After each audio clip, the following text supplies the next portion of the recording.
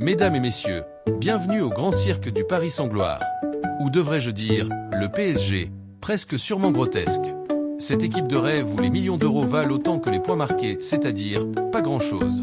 Commençons par la composition d'équipe de Luis Enrique, ce grand maître de l'humour involontaire. Imaginez, Fabien Ruiz titulaire. Oui, vous avez bien entendu, le plus grand mystère du foot moderne. Un homme qui, sur un terrain, pense être au service client d'IKEA, vu comment il assemble absolument rien.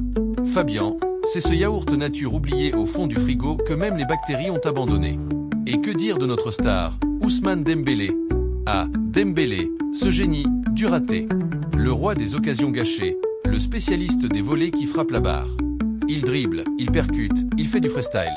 Mais à l'heure de marquer, c'est comme si son pied se transformait en télécommande universelle. Il pointe vers tout, sauf le but. On dirait qu'il a une liaison secrète avec cette barre transversale, tellement ils se croisent souvent. Mais ne vous inquiétez pas, le PSG a plus d'un tour dans son sac.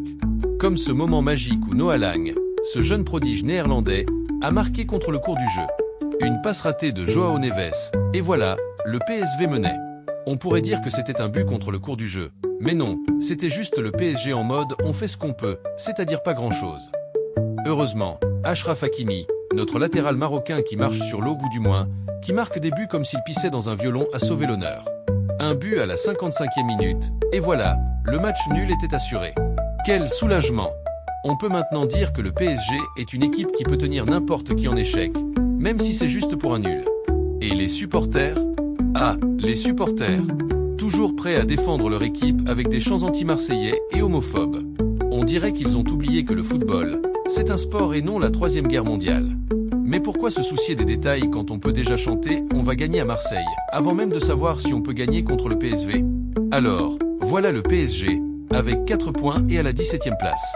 Presque dans le top 8, presque qualifié, presque tout, sauf gagnant. Mais qui a besoin de gagner quand on peut juste passer son temps à rêver de la prochaine défaite? À ce rythme-là, on va finir par se demander si on ne regarde pas un mauvais remake des Feux de l'amour, mais avec des tirs, des centres et des excuses en guise de dialogue. Vive le PSG, et vive le football ou du moins, vive l'argent qui fait tourner ce cirque. Parce que c'est ça, le PSG, la seule équipe où, même quand il gagne, on a l'impression d'avoir perdu notre temps et notre argent.